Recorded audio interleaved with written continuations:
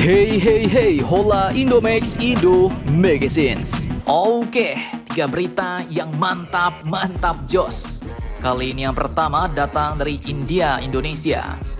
Baru-baru ini diketahui bahwa delegasi India telah datang ke Indonesia, bos. Mereka pun menawarkan rudal-rudal BrahMosnya untuk militer Indonesia. Dan kabarnya, menurut delegasi India, militer Indonesia pun sangat tertarik dengan rudal BrahMos ini. Bahkan mereka pun mengatakan bahwa kesepakatan diharapkan tercapai dalam tahun ini, bos. Nah, apakah ini artinya Indonesia bakal membeli rudal BrahMos dalam tahun ini? Lantas rudal BrahMos versi apakah yang ditawarkan ke Indonesia? Apakah rudal BrahMos berbasis pantai, kapal perang, ataukah berbasis jet tempur? Dan berapakah harga dan jumlah rudal yang ditawarkan India itu ke Indonesia? Setelah ini kita bahas, bosku.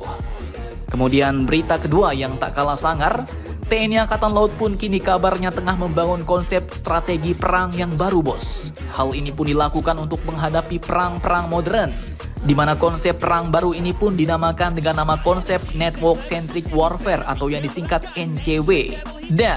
Pertanyaannya, lantas konsep perang seperti apakah itu? Dan alutsista apa sajakah yang mereka perlukan untuk membangun konsep perang baru ini? Penasaran beritanya? Cus! Tanpa banyak bacor, mari kita bahas berita lengkapnya satu persatu, bosku.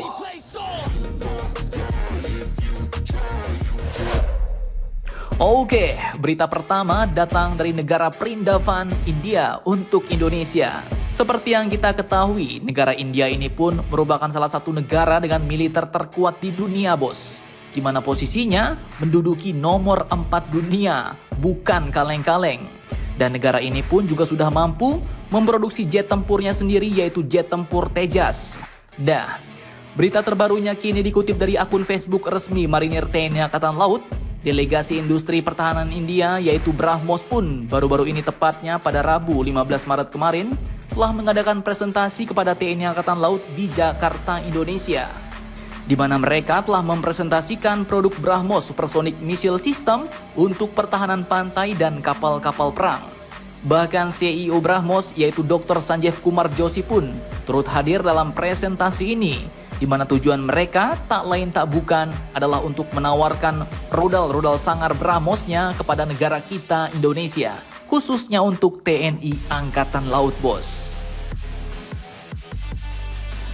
Kemudian dikutip dari enews.com dan juga situs Reuters, mewartakan bahwa delegasi BrahMos India ini pun mengaku bahwa pihaknya sedang dalam diskusi lanjutan dengan pemerintah Indonesia untuk kesepakatan senilai 200-350 juta dolar Amerika Serikat atau sekitar 3 triliun rupiah untuk misil BrahMos versi pertahanan pantai dan versi yang dapat dipasang pada kapal perang. Mereka mengatakan bahwa saya punya tim sekarang di Jakarta. Kesepakatan diharapkan tercapai dalam tahun ini dan pasukan pertahanan Indonesia sangat tertarik, ujar delegasi BrahMos ini, bos. Namun seorang juru bicara Menteri Pertahanan Indonesia pada Rabu kemarin pun ternyata menolak untuk memberikan komentar langsung, dan beliau mengaku perlu memeriksa informasi itu terlebih dahulu. Artinya kegiatan ini pun baru hanya sebatas penawaran dan belum jelas apakah ini memang dibeli Indonesia atau tidak. Jangan sampai salah kaprah dengan informasi India, bos. Mantap jos. Oke, kemudian berita kedua yang tak kalah sangar. Admin kutip dari beberapa sumber berita berikut. TNI Angkatan Laut pun kini sedang menyiapkan konsep atau strategi perang baru dalam menghadapi perang-perang modern. Seperti yang kalian lihat dari perang masa kini seperti perang Armenia, Azerbaijan, dan juga Ukraina, Rusia, senjata-senjata konvensional seperti senapan serbu, bazooka, dan tank-tank tempur pun kini bukanlah senjata utama yang dipakai untuk menggempur suatu wilayah, bos. Negara-negara di seluruh dunia pun kini ramai-ramai menggunakan senjata-senjata barunya seperti drone tempur, baik di udara, darat maupun laut, serta juga rudal-rudal kendali hypersonic jarak jauh yang tidak bisa ditangkis. Dan melihat kenyataan pahit ini, TNI Angkatan Laut pun tak tinggal diam dan kini terus membangun kemampuan tempur untuk menghadapi perang modern agar selalu siap dan tidak ketinggalan zaman. Hal ini pun menjadi pembahasan serius dalam rapat koordinasi teknis atau Rakornis Komunikasi dan Elektronik atau Komlek pada Kamis 16 Maret 2023 kemarin. Askomlek Kasal Laksda TNI Dwika pun mengatakan bahwa dalam Rakornis Komlek tahun ini, pihaknya membangun sistem Network Centric Warfare atau NCW sebagai sebuah konsep perang modern yang menggambarkan kombinasi dari taktik, teknik, dan prosedur, serta penyebaran informasi secara real time yang dapat digunakan secara bersama oleh seluruh unsur sistem senjata armada terpadu atau SSAT yang merupakan unsur kekuatan TNI Angkatan Laut dalam melaksanakan operasi militer, bos.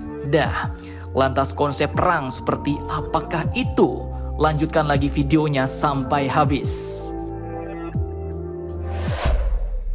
Lanjut masih dari sumber-sumber yang sama, Askomlek Kasal Laksda TNI Dwika pun mengatakan bahwa sebetulnya basic atau dasar dari NCW ini adalah bagaimana kita membangun suatu perangkat baik metode, SDM, dan lain sebagainya yang berbasis pada satelit. Beliau pun lebih jauh menjelaskan bahwa peran Komlek atau komunikasi dan elektronik ini sangat penting dalam menjamin operabilitas dan interoperabilitas antara unsur sistem senjata armada terpadu atau SSAT yang terdiri dari kapal perang Republik Indonesia, marinir, pangkalan, serta pesawat udara TNI Angkatan Laut.